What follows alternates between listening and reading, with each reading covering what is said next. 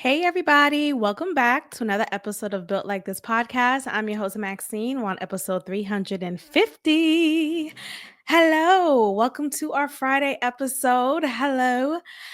Okay. It is holiday season. And as we know, every year since I started this, I have been releasing a series during the Christmas season, 12 Days of Podmas. I created that in which I would release bite-sized episodes of the podcast on the 12th of December until the 24th. So that will be starting shortly. Next week, we will not have our regular main episodes. We will have the start of our Podmas series episode. So look forward to that on December 12th. And that's just my brief announcement for that. So, yes, if you are an OG listener, you are familiar of Podmas. This will be my third annual Podmas season, if I'm correct. So it's been pretty fun having this little bite-sized preview or just episodes. It's not a preview, it's an episode, just limited, not the longer length that we usually do. So look forward to that next week. All right, let's get into these topics for today's episode. I want to talk about a term that I don't think a lot of us are familiar with. At least for me, I wasn't familiar of this term until recently. Recently, I've noticed an uptick of adults choosing to make themselves be missing. Remember that woman, the black woman who was upset with her boyfriend and she made it seem like she was abducted, and then we come to find out that she lied. She eventually did apologize for it, which was pretty mature of her to do so, so I appreciate that. But she's one of many people who have done something like that. Recently, a white man, father and husband, faked his own death. Yes, he faked his own death and went over the top with it. So apparently he frequently boats or canoes, and it's like a Lifetime movie, honestly. He frequently goes into the water. Kayak, that's what it is. So he frequently kayaks. And he's from Wisconsin. His family's in Wisconsin. And apparently that's just a hobby that he does, kayak, which is totally fine, totally normal, nothing out of the norm. And one day he decided to not return home, and did so much so to say that, or to make the appearance that he faked his own death. So his name is Ryan Borgwart. Borgwart. So I don't know. It's giving Russian, I would say. That last name very peculiar. The husband and father of three, who authorities said faked his own death at a Wisconsin lake and fled the country. He, of course, made his loved ones, his family, feel so sad and just in tears and in disbelief. Oh my gosh, what happened? And was mourning for his death. But come to find out, he actually lied. He lied about it all. He had a plan to escape and go to Canada, I believe. Let me go ahead and read this article for y'all, and we'll get to the point of it, okay? So, in recent weeks, authorities were able to track him down, and they made contact with a woman who speaks Russian. Okay, see the Russian part here. And on November 11th, we got in contact with Ryan through this woman, and that was the big turning point. When authorities finally reached him, they asked him questions only he would know, just to, of course, prove that he is who he says he is and is, verified. And they asked him if he could film a video of himself. I'm going to go ahead and share my screen. Because the story is just like unbelievable. It feels like a Lifetime movie, but just like that saying goes, life imitates art, or art imitates life, actually. I mean, yeah, it could go either way. So let's go ahead and just watch this brief clip. Ooh, this is not the right one. Hold on. And we're going to talk about this CEO situation. Where's the clip? I hate when they just change the video. Give me 1 second. Anyway, there's a video of him. Snow, you can see it coming down near Benton Harbor. Okay. This is not going as I planned. There we go. Here's a video. Okay. Any second now. Good evening. It's Ryan Borgward. This morning, new video of the Wisconsin father of 3 who police say faked his death and fled the country. Today is November 11th. It's approximately 10 a.m. by you guys. I'm in my apartment. I am. So he says he is in his apartment. So what does that tell us? He has set up shop. He has planned this meticulously, and he is living calmly, peacefully, away from his family in the guise that he created of faking his own death. There's something is off here, right? Something is off as far as his mental stability. I just don't understand how you want to be so far removed from your family that you felt that you had no other choice but to fake your own death. Like, dang, if you want to get a divorce, just get a divorce. Like, I just don't. Some of y'all men out here, I just don't understand. Like, you could walk away. Like, you could end a relationship. You could end a marriage. You have free will. It doesn't make any sense to me. I think oftentimes women are painted as the ones who don't know how to like detach or, move on, and they're so emotional. But it's really the men out here, at least a lot of them at least, who are so just fixated on, well, I'm miserable, I gotta stay miserable. Like, I've seen that so much growing up in my own life, in which grown men would be in these miserable marriages. And I will always think to myself as a young child, like, why are you doing this? And sure, okay, fine. You grow up and you learn, things are not as easily done as they're said. I get it, but I also feel like, come on. Like, we also have to like snap out of this like mindset of I'm stuck, or, I'm a tree and I'm rooted and I can't move. No, you're not a tree. You have free will.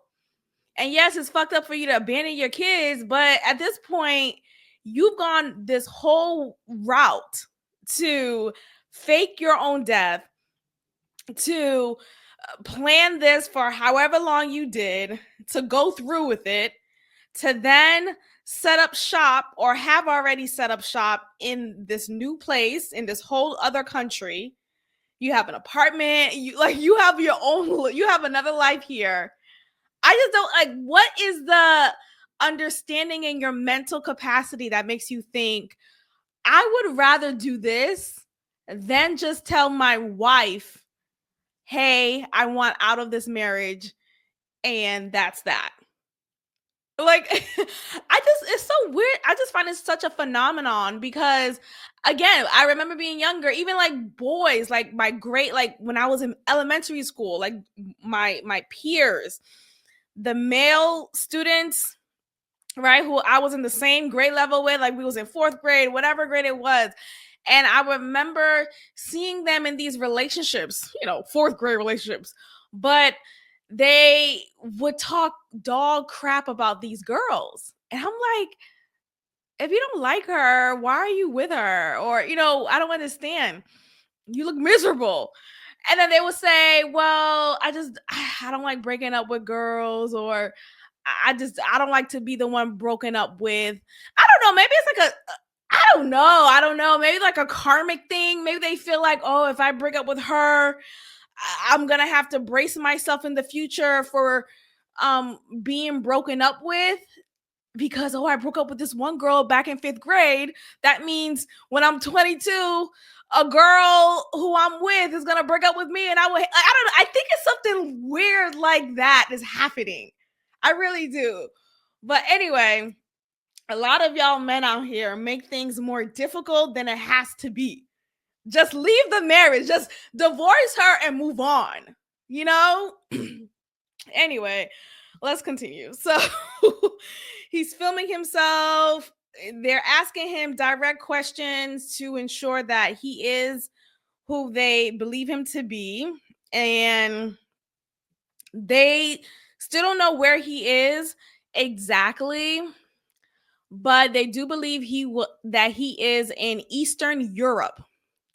And he doesn't appear to be in danger. And they wanted to make that distinction because they could have been under the impression that maybe he was in this place, outside of his control, and he was summoned to be, something like that. But come to find out, no, it's just a case of a man being too pussy to end the life, not in that morbid tone that I think is coming across as, but too pussy to divorce and say, look, I want out of this marriage, and I'll still be there as a father or whatever. I would rather go through with faking my own death. I just don't understand it. Anyway, so they think he's in Eastern Europe. I don't know what gave it away. Maybe because the woman that they spoke to, she is Russian, and they believe that he is with her. So the assumption is he left his family in Wisconsin to be with this Russian woman, and they believe he is in Eastern Europe, probably with that woman. I mean, at this point, I hope this woman is like the baddest of bad. Like, I hope she's like the like, okay, I understand why you left your wife and kids. Type of I mean, no, it's awful. It's awful. But I mean, I don't know what, he's 45 years old. What else?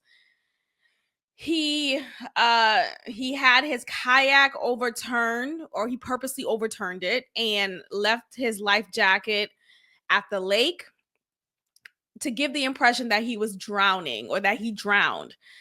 But so much so, come to find out, he actually had his passport, and his passport is shown to have been used passing through Canada. So it says here, the case took a turn in October when investigators discovered his name had been checked by law enforcement in Canada. So he passed through Canada after this facade, after this scheme that Todd set up, and then went to Eastern Europe. Somewhere in Eastern Europe, he set up shop there, and he has his apartment that he's in with probably a woman who he's been communicating with. Authorities has also learned that he has been communicating with the woman from Uzbekistan. Okay, that's probably somewhere definitely in Eastern Europe. It's in Central Asia. So, the whole Kazakhstan. Yeah, it's kind of near China. Yeah, it's where Afghanistan, Pakistan is. I don't know, child. Is he in danger? Because I'm trying to. Why would you willingly go to an area like that? Like, what? That's like vacationing in Afghanistan. No offense to any Afghans listening to this, but no. That's wild. Other behavior included clearing his browsers the day he disappeared, inquiries about moving funds to foreign banks, getting a new life insurance policy, obtaining a new passport, and replacing his laptop hard drive. So, all of these findings, the police were able to uncover and come to the solution that, or the conclusion that he faked his own death. I am now wondering, I don't know, but to do all of that, I do feel like he faked it, with the purpose of wanting to start a new life. But then I'm wondering, who is this woman who he's been speaking to for him to do all this for? How long has he been communicating with this woman? I just, it's just wild to me. Anyway, at this point, I need men to let go. Let go. If you are miserable, let it go. Like, you don't have to do all of this. You don't have to upturn your kayaking gear and your kayak and have your life jacket laid out on the lake to give the appearance that you've drowned. Apparently, he stashed an e-bike near the boat launch. He paddled his kayak in a child-sized floating boat out into the lake.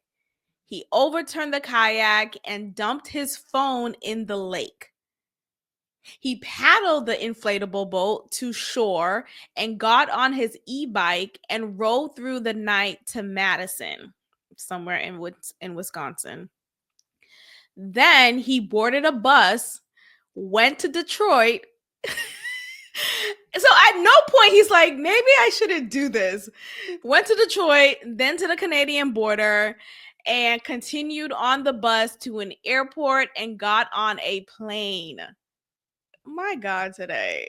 At this point, if I was his wife, I would be like, you know what? Fuck you. I wouldn't even like try to find some understanding or try to find some just reasoning here, because you are out of your mind. You're out of your mind. Maybe this woman put a spell on him, and these Eastern European people, they have something else going on. So maybe virtually he is under a spell. Something. But yeah, I mean, I'm sorry to the police officers and the investigation that took a lot of resources to figure this case out. They're seeking $35,000 to $40,000 for restitution. Okay, that's a lot of money. But wow, what an asshole. Like, what a coward. But this goes on to my next story, because yet another person, another adult, has decided to go voluntarily miss, to be a voluntary missing person. That is the declaration for people like this. This person's name is a woman. Her name is Hannah Kobayashi. She actually is a Hawaiian woman. She's been missing for more than 3 weeks after arriving in Los Angeles on a flight from Maui. And it's been declared recently that she's a voluntary missing person. This is an interesting case. I mean, both of them are interesting, but this one's a little strange because I remember reading it initially. It said that her father apparently unalived himself after learning that she was missing. Like, he immediately just unalived himself. Like, dang, you couldn't even have some hope. Like, you couldn't wait a year. Like, he just immediately like, nope, she's dead. I'm dead. Let me read this quote here. So, as the family is aware, Late yesterday, after traveling to the U.S.-Mexico border, we reviewed video surveillance from U.S. Customs and Border Protection, which clearly shows this woman crossing the United States border on foot into Mexico. She was all alone with her luggage and appeared unharmed. So she wasn't with somebody. She wasn't under distress of seemingly. She had her stuff with her and was a willing, free-willed person to go about this choice. She arrived at the airport on November 8th, but did not board her connecting flight to New York. The family last heard from her on November 11th, and police created a missing person poster for her on the 15th. Got it. So it's been 3 days between then, and they decided to create a missing person poster at that point. But there were videos and photos of her seen in areas around LA between November 8th and the 11th. Police say now, since they have video footage of her retrieving her luggage from baggage claim, I guess it became suspicious. Let me continue reading. That Kobashi is being trapped. Okay, so they were also wondering, is she being trafficked? Is she a victim of foul play? But they don't suspect any criminal activity. Again, she was traveling alone. There wasn't anyone next to her who looked suspicious. There wasn't any harm physically on her. So what I'm trying to understand is, like, do they not think that there is surveillance everywhere? At the very least, like, have a disguise on. Like, I don't know, change your hair color. I don't know. It's just a little too easy to get caught. It says here that she has a right to her privacy and we respect her choices, but we also understand the concern her loved ones feel for her. Her family feels hopeful and implored the public to continue searching for her.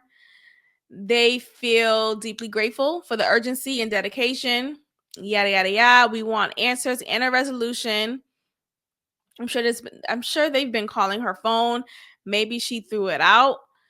She says here, or someone says here, LAPD, we just know that she did not have her phone after she left LAX. Got it.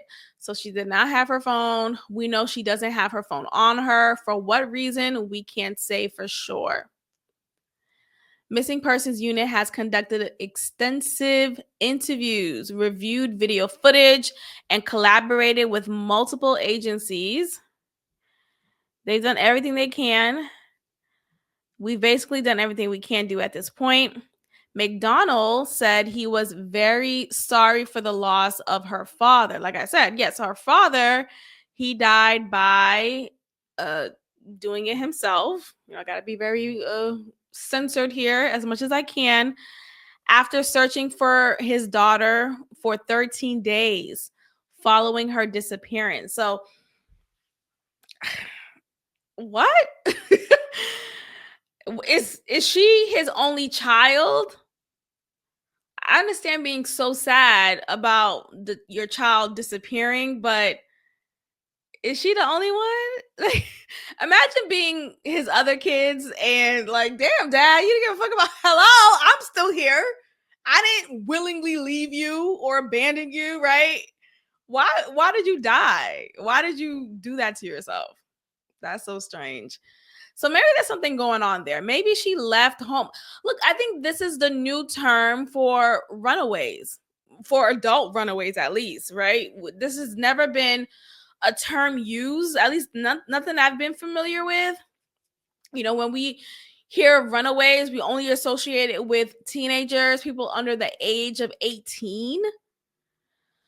But we realize now there are adults running away from home. adults are running away from home. Adults feel like, look, I don't want to do this thing anymore. I don't want to be in this marriage anymore. I don't want to be a dad anymore. I don't want to be a mom anymore. I need to go.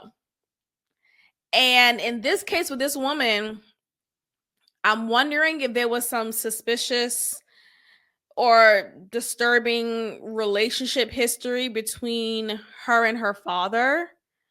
And maybe he was overwhelmed with sadness or something disturbing that made him think he'll be exposed and I don't know. I'm just thinking something dark between them, so much so that he felt his only choice was to unalive himself after 13 days of not being able to find her.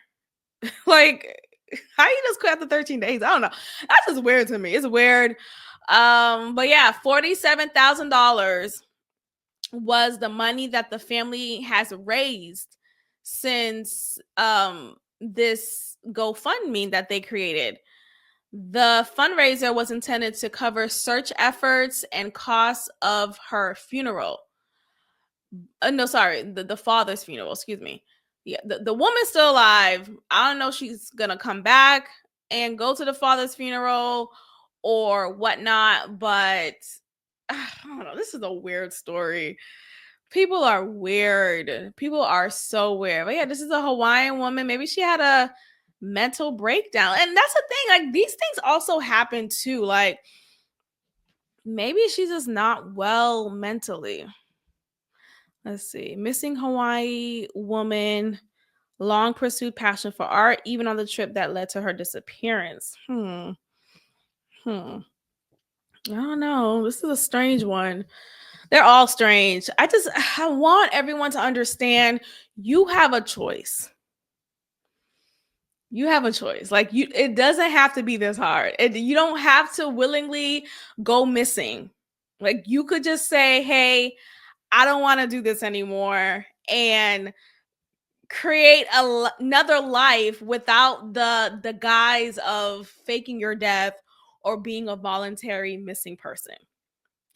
But hey, I mean, free will. I guess they've exercised their free will, and that's what it is.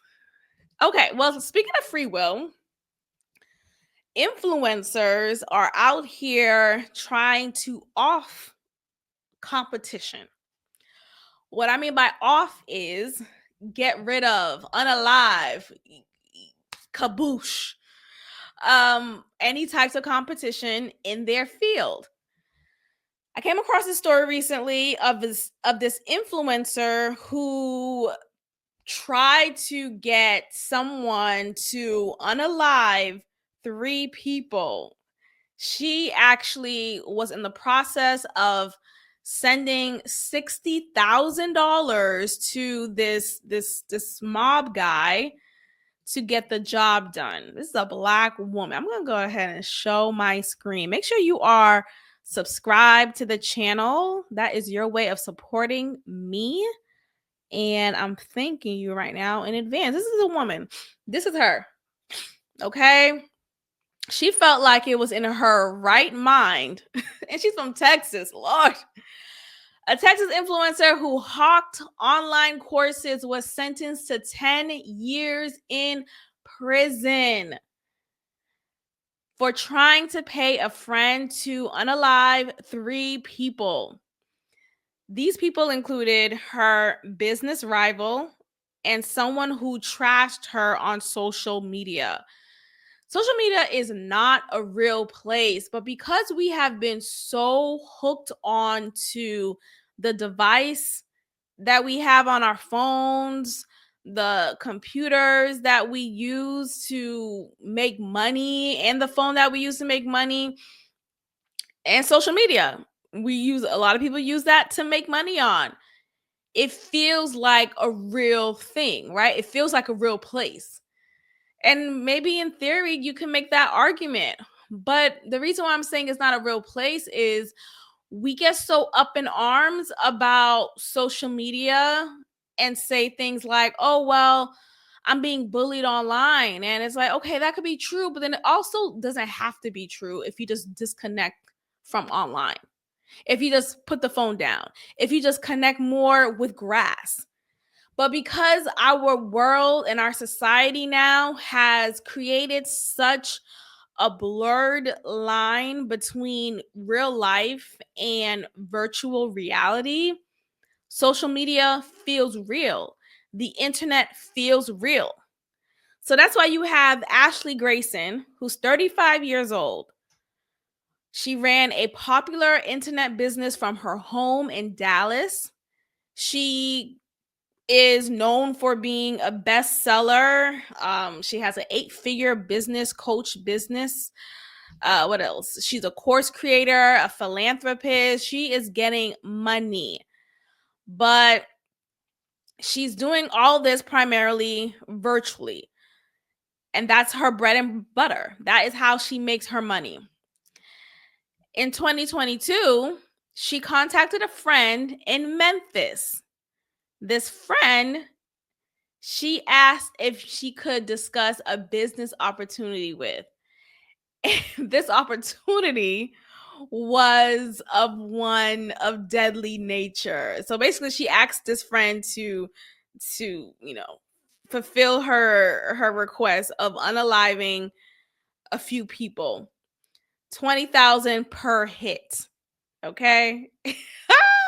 So that's $60K that she has to spare to unalive people she doesn't rock with.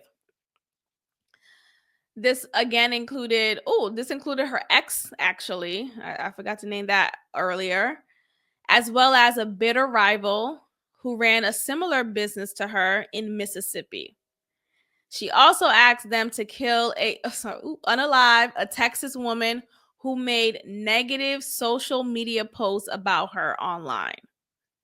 You know, it's just like when you when you make a living online, when your identity is online, when you're known online to strangers, but you have a large following, maybe you feel like you even, and maybe you did build a community. I don't want to totally pew maybe that's the wrong phrase to use right now, but I don't want to totally dismiss the community that you can build online, but sometimes it's not always that. Sometimes you are surrounded by people who have built a parasocial relationship with you where it's one-sided. They're gaining from seeing your content while you're collecting the checks that comes with that. The more people who follow you, the more followers you gather along the way, the more likes you have, the more engagement, all of these things, you make money from that. So that's how she was able to make this career as an influencer, this successful path that she's on, or that she was on.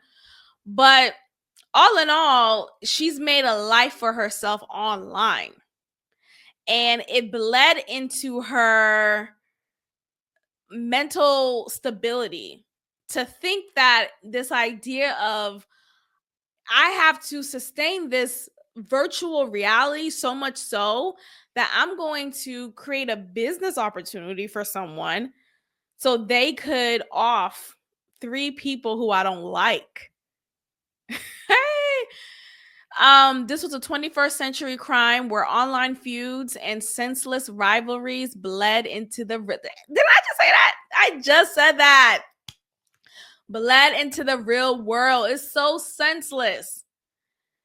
The defendant tried to hire someone to off a woman over things that happen exclusively on the internet. The internet.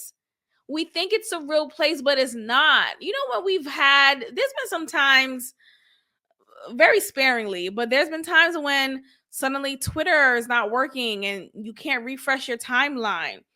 And it'll be like that for a good hour. People will lose their minds. Like, oh my gosh, what's going on? People go on Instagram to talk about what's happening on X. What's happening on X? And that was when it was Twitter. But nonetheless, they will lose their mind. They wouldn't understand how to go about life. So I say all this to say, in an instant, we could be disconnected virtually. And what you thought to be a big deal online is no longer, because Elon Musk just unplugged the plug. Like, it's not as big of a deal, but because we've been so conditioned to think that it is a big deal, it's a big deal. And because she's made her money online, her reality, her virtual reality is so big that it's making her believe that to be the case in her real world, because the money is talking for her, right? She's able to afford the lifestyle that she has because of the world that she created virtually. Ciao.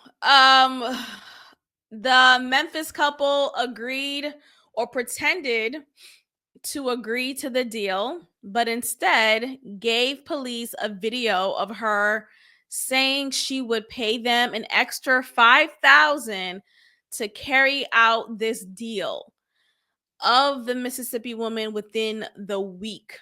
Like, to really think to yourself, the only way to ensure my happiness is to off this person. My happiness that I created online. Okay. So yes, they sent this to the police and sent more evidence to the police, claiming they tried to carry out the X but got caught. They later met with Grayson and were given $10,000 for their attempt. So they made it seem like they were about to do the job and were so close but couldn't go through with it. But she's a woman of her word apparently, and she still appreciated the effort, so she sent them the money, or some parts of it, $10,000 to be exact. And that was enough for prosecutors to see this as a way to prosecute her and to verify that she actually did want to have a M for hire. So again, she was given the maximum sentence of 120 months. She was found guilty for this, and she will not be eligible for parole because this is a federal case. Her husband was also, she was married. Pew pew on the husband too, because was he with the, I mean, it says here her husband was earlier acquitted of any involvement, but how does he not know that his wife was up to this? How does he not know that his wife called and set up a time to discuss and plan out this deed of hers? Did he not say, hey, babe, this is ridiculous. You're going too far here. Child, I mean, look, they say here that he was acquitted of any involvement, and so it is. Child, God bless. People are just out of their minds. All right, so Andrew Schulz. I try to defend this white man every time. Every time I try to defend this white man. I love Andrew Schulz. I've loved him for years. Me and Andrew Schulz go back. I mean, not in like real life, but he's like a friend in my head. Ooh, parasocial relationship. No, but seriously, I love Andrew Schulz. I followed him from, I followed his career since, what's that MTV show he'll do commentary on, but since then, and since early Brilliant Idiots, since early Flagrant, like I've been an Andrew Schulz fan for some time now. I do think he is funny. I definitely do, and I'm saying this as a Black woman. I like different types of humor, and I like his humor. I like that he's like a little kid. I do. Like, I like that he's like a little kid, like he's like immature with it. I just like the way he thinks too. I think he's very intellectual. But I gotta call a spade a spade. I do. I have to call a spade a spade. He bit off too much than he could chew with his recent comments. In his latest episode of his podcast, he addressed Kendrick Lamar, who he believed called him out on, I think, the Squabble Up song. In the Squabble Up song, Kendrick is saying, he references comedians, but he doesn't say Andrew's name. So I don't know why Andrew think he's specifically talking about him. But maybe, I don't know. Look, I don't want to take it away from him. Maybe there's something else that I missed. But nonetheless, Andrew thought that Kendrick was shooting a shot at him. So, of course, Andrew's going to shoot back. One thing Andrew does, he doesn't back down. And I like that. I like that. For a white man to do that, seriously. And for as like, you know, he's like a slinky. Like, he's not like type of white guy where you would think he's really, like, he's a man. Like, he's about it. Like, he's not, he doesn't appear that he is like brolic or, you know, this, you know, KKK type of white guy. Like, he doesn't come off like that. But one thing about it, he's not afraid. He's not afraid, and he'll speak up and he'll say his opinion regardless of who he's talking to.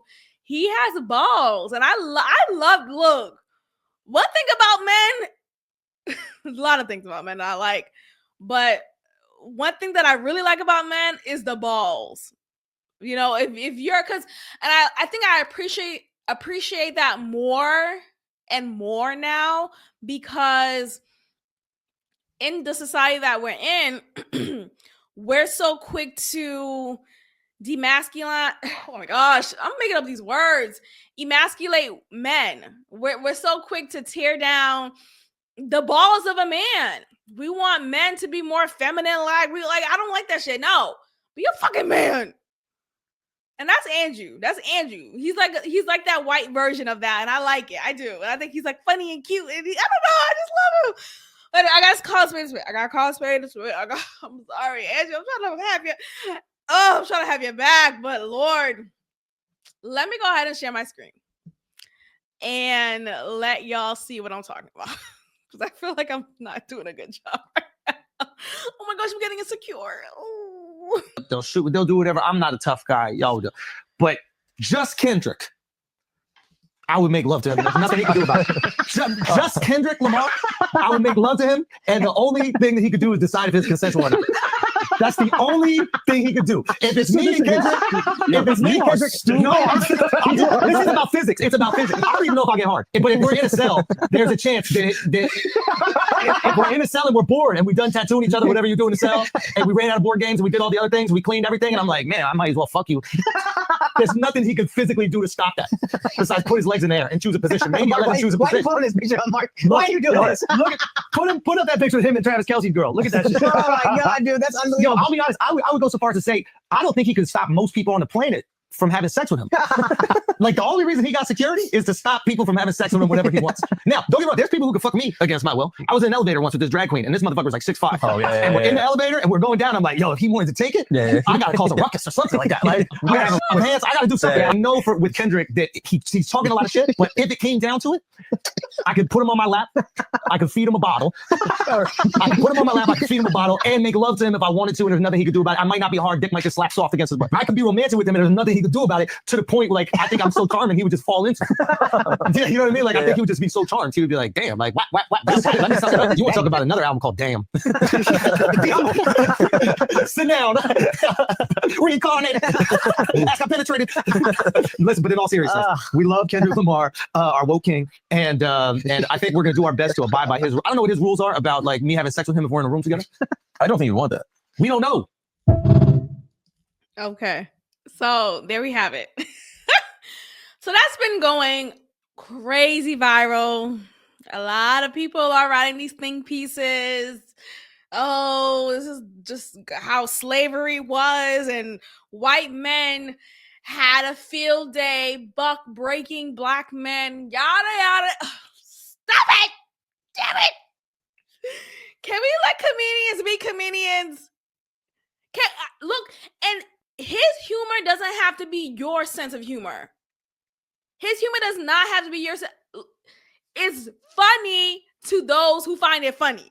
I find it funny. Okay, but here's the thing: if we look beyond the obvious dig that he's doing, is to, the obvious here. Oh, I'm trying to have non-consensual sex with a black man, right? That's obviously uncomfortable. That's not okay. That's great culture. We don't approve of that. Any comedian, if you're good at your craft, you can make anything funny. I said this all the time. You can make anything funny. You can make rape funny. You can make murder funny. You can make incest and if you know how to use your words, look at me find it. If you know how to use your words, if you know how to put words together, if you know how to deliver it in a tone, if you know how to place it in a sentence structure or in a storyline, there's a way for you to make the most uncomfortable topic funny within the context of that joke. There's a way to do it. So I'm not here to say, and I don't agree with anyone who says, oh, some topics you can't joke about. No, life is but a joke or a dream, right? Whatever the saying is, right? No, but seriously, you can make anything funny. I do not subscribe to, no, some things are awful. Shut the fuck up. If you can't laugh at anything, if there are some things you just, I can't laugh at that. What are you really living? Are you really living?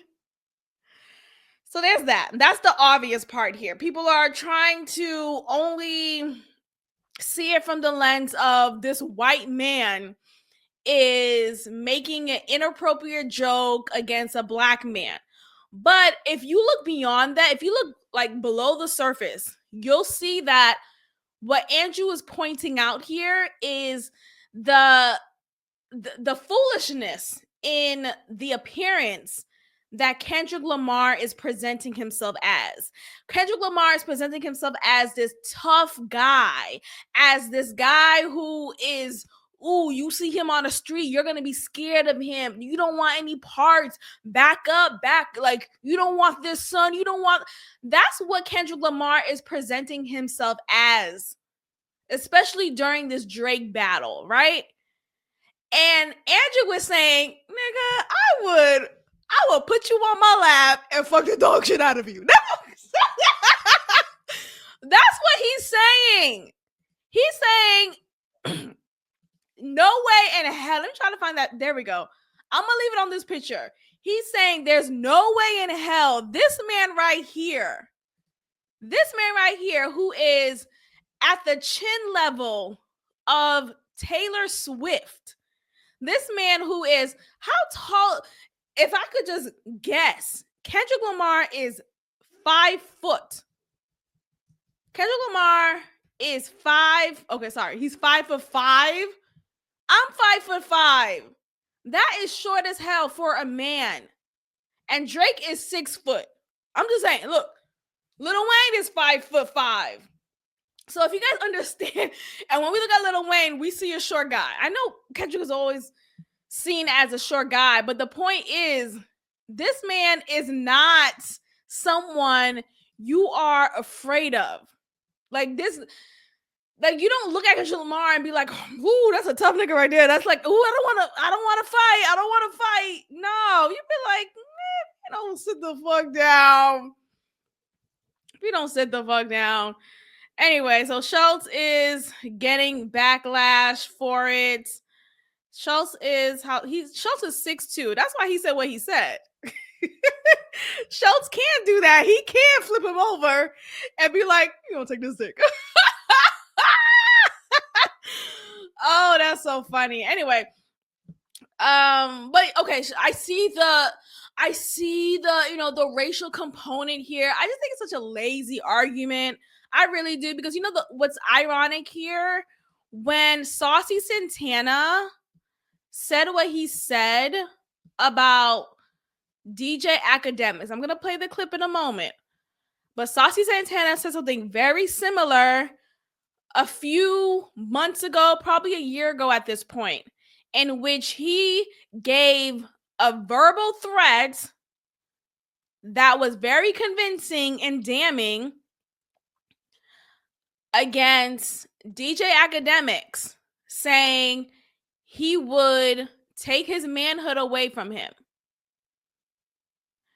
And obviously this is triggering for any straight man, but definitely triggering for DJ Academics because he's a heterosexual man and he is of Jamaican background, of ethnic background.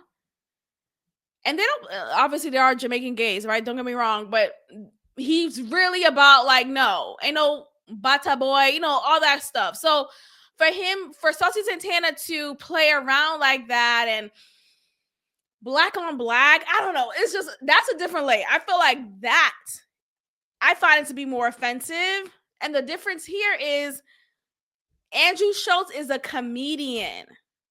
Saucy Santana is not.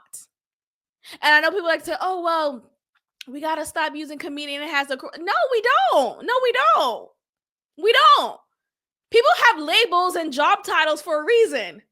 Like, just like doctors should be the one to really speak on diagnoses and, you know, disorders. Same for comedians. Comedians should be the one to be able to deliver a joke and have the respect of delivering said joke because this person is what? A comedian. Let's take a listen to what I'm referring to regarding Saucy Santana. Special emergency. Bitch, no. We're not doing that. Special emergency. Bitch, no. We're not doing that. We want to see you out the door, outside in the motherfucking field, bitch. Fuck is you chatting about? Fuck is you talking about, bitch? Body man, bitch ass nigga. Nobody not pulling up to no motherfucking headquarters. Think this bitch work for McDonald's or something. Stop motherfucking playing with me, bitch. We want to see you out the door. In the streets, in the field, in the streets, in the club. Yeah, somewhere let's get it on. Bitch, that's what the fuck we want to do. Bitch, and after I beat you, I'm gonna fuck you on your ass because you a bitch ass nigga. That's what we do. So that part right there. Are you serious? There's a difference in the tone with this. Let me play it again.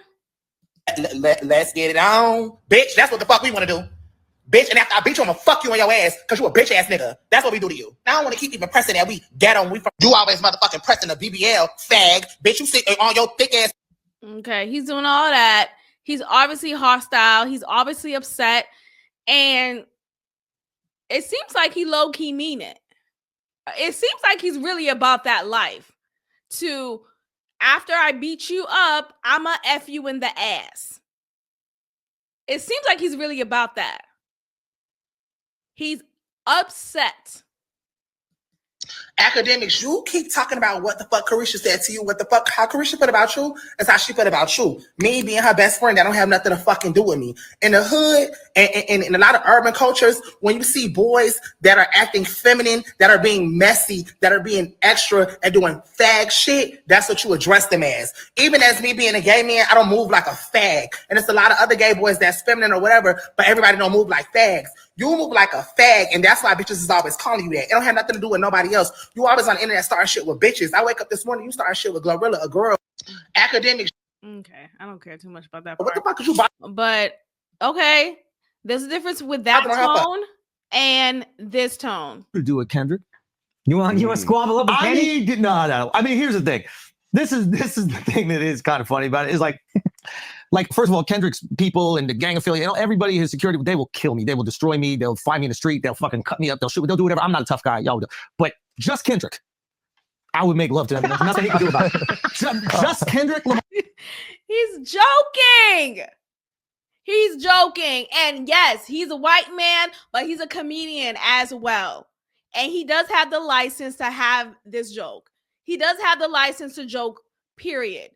Especially like this too. Like, cut it out, y'all. So I get the whole, but I'm Team Andrew. I like it. Have the balls. And I like what he said in the beginning. Y'all peep that? He said, I don't act like a tough guy.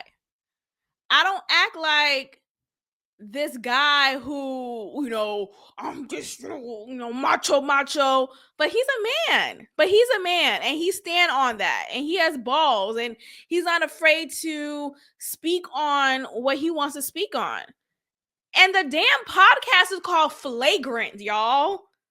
Of course he's going to say things like this. That's the whole point of the damn show.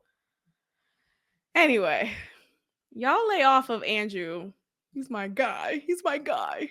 All right, let's end off with Dr. Umar, the great, the one, the only. He apparently was at a university recently. I don't know which one. I think I would assume it's a HBCU because I don't know what PWI, unless they have a really strong BSU. But nonetheless, he was at a college recently, and during one of his, while he was speaking, he said some controversial things. He speaks like himself. Like, he's always been talking like this anyway. So not controversial to those who's familiar with his rhetoric, but controversial in the sense of him doing it on an academic platform, right? A platform that's not his, a platform that is encouraged to be politically correct. So what he is saying, I'm gonna go ahead and play this clip for y'all. Was definitely uncomfortable for some people. Maybe everyone in that room felt uncomfortable, and it was hard to digest. So let's go ahead and take a listen. R. Kelly is in jail because he didn't want to sell his masters to a certain music company. If he's wrong, he should do the time. That's not what I'm talking about. I'm saying he's only there because he broke the rules. Bill Cosby went to jail, not for molesting white women, but him and his wife didn't want to let the second largest oil company in the world drill under their home for oil. These people are not going to jail for sex crimes. They're going to jail for standing their ground. Puffy might be guilty, but that ain't why Puffy in jail. Puffy in jail because You heard that? They're like, hold on, wait, what? Come on. They didn't want to accept that about Diddy, though. Listen. You cannot be emotional and solve political problems. You cannot be emotional and solve. We get that from church. Church is all about emotion. You cannot liberate a people with emotion. Puffy may be guilty, and if he is, he should do the time. But that's not why he's there. Hugh Hefner did what Puffy did. He never went to jail. Puffy is in jail because he started a Black First political party. Puffy is in jail because he sued one of the most powerful liquor companies in London. That's why Puffy's in jail. What the media does, because they know Black people like to see Black people fail, is they'll sell us this when the real agenda is that. I'm not saying don't hold them accountable. Hold them accountable. As Black people, we believe in ethics and morality and character. But don't be so dumb that you can't see the hidden hand at play. That's all. I mean, well, look, I'm not mad at what he's saying for the most part. I do think, though, aside from Bill Cosby, because I've been a Bill Cosby supporter. I mean, I kind of been supporting R. Kelly too, but no, R. Kelly is, he did do those things for the most part. Here's the thing. What I'm saying is, two things are true at the same time. All three of these people, Cosby, R. Kelly, and Diddy, I believe they did the heinous crimes, at least some of them, that they're accused of. But I also believe that some people were with the shits. So, for example, with Cassie, it's alleged that, yes, she was a victim, but prior to her becoming a victim, she was with the shits. She was around while Kim Porter was still in the picture, and she wanted to be a part of the lifestyle. And finally, she got her spot, and this is the cost that she had to play. So I think that's just a reality that some people don't know how to even understand, because wait, what? We saw the video. He kicked her, he dragged her, and yes, all of that is awful. But they spent 10 years together. And I understand, yes, Stockholm is real. And when you're in abusive, I get that. But I also understand that there are women out here who would do whatever they need to do to be a part of whatever circle. There are mothers out here who will sell out their daughters. There are disturbing people out here who would do whatever they need to do to be a part of some circles, some elite circles. So if that means I have to take away my dignity, if that means I have to be at your whim and be kicked around by you from time to time, then so be it, because I still want to be a part of this circle. So that's what I think about Diddy. With R. Kelly, same for him. Yes, they were underage girls, and I believe that. But I also think some parents of these girls were put in position to be taken advantage of, because the people of that industry who wanted to be a part of the industry wanted to be close to him as much as possible. So the point is, there are people who will do whatever they need to do to sell their souls, to be a part of this limelight. It's a drug, it's a fame, it's a hit to the dopamine each and every time. Cosby, though, I feel like everybody was with the shits, okay? Just like every era has its own particular drug, Quaaludes was that drug that everyone indulged in. That was the thing back in the day for some circles. So this idea of like, oh, that's why he freely said Quaaludes at that court hearing, because that was the thing. Everyone was with the shits. Anyway, child, I could go on and on, but let's go ahead and end it here. Thank you so much for listening. Hi. Next time we are together, it'll be Podmas series. So I look forward to discussing these topics and more and whatever comes about with you all then. And that is about it. Make sure you are subscribed. Leave a positive review on the platforms, YouTube, Apple Podcasts, and Spotify. Tell a friend to tell a friend, and I will check in with you all next time. Bye.